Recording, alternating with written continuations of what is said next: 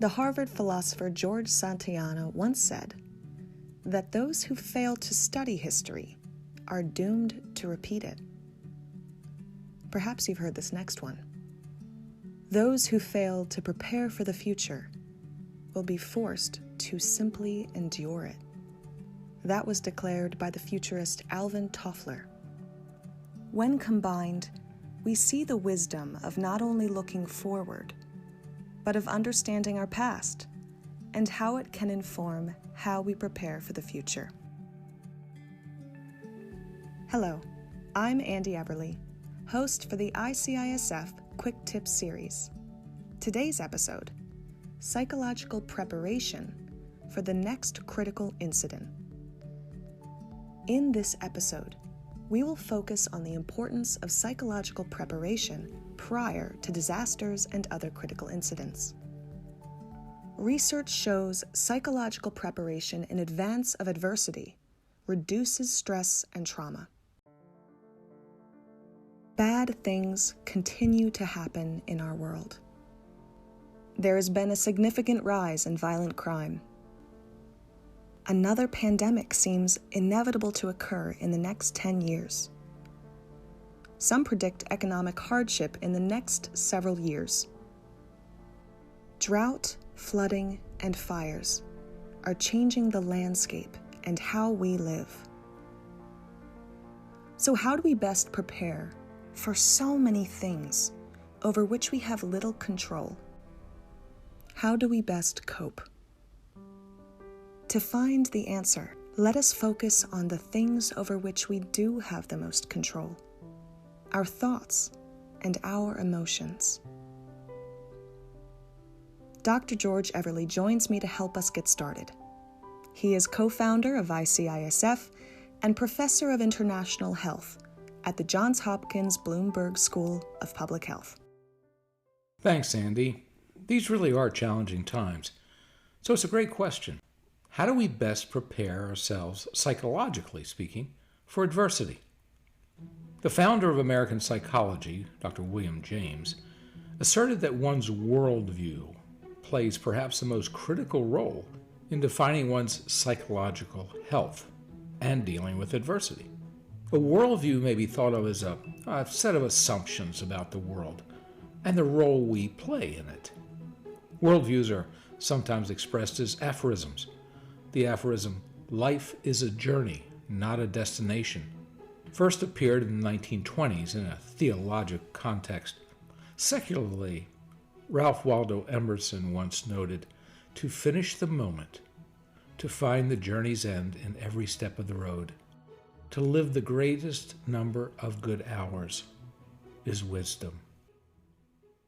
This is great advice for anyone in emergency services or the healthcare professions, where what you see is a career that is adversity after adversity, punctuated with disasters. It sounds like you're saying, to stay psychologically healthy, take each day one day at a time. But what about actual preparation for the future? Well, prepare for what you can, cope with the rest. In that sense, focusing on the journey of life becomes a galvanizing and really protective worldview.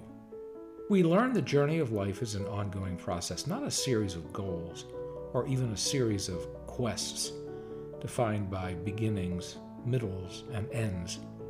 By embracing this notion, we resist the tendency to define our lives and our happiness by our destinations, events whether good or bad. In doing so, the concept of failure is eliminated.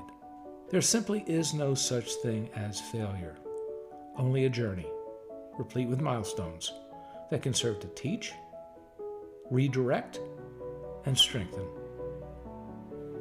Thus, adversity, even catastrophe, may shape the journey, but never define it. That sounds pretty philosophical. Can you give us any quick tips? As for quick tips, well, the notions did emerge from philosophy, but so did the entire field of psychology. That said, here is one powerful tool to help us focus on the journey. The tool is self-talk, or use of self-reminders.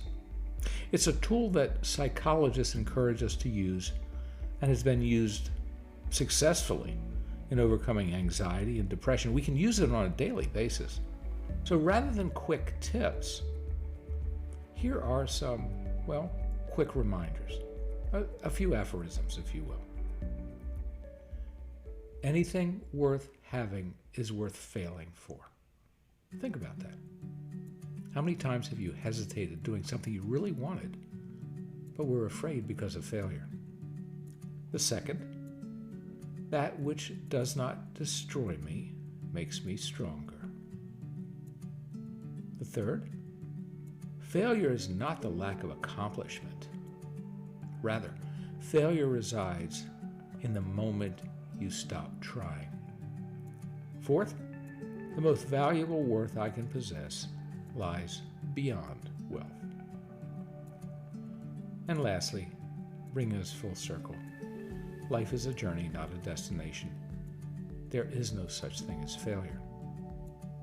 Just a journey, day by day, step by step.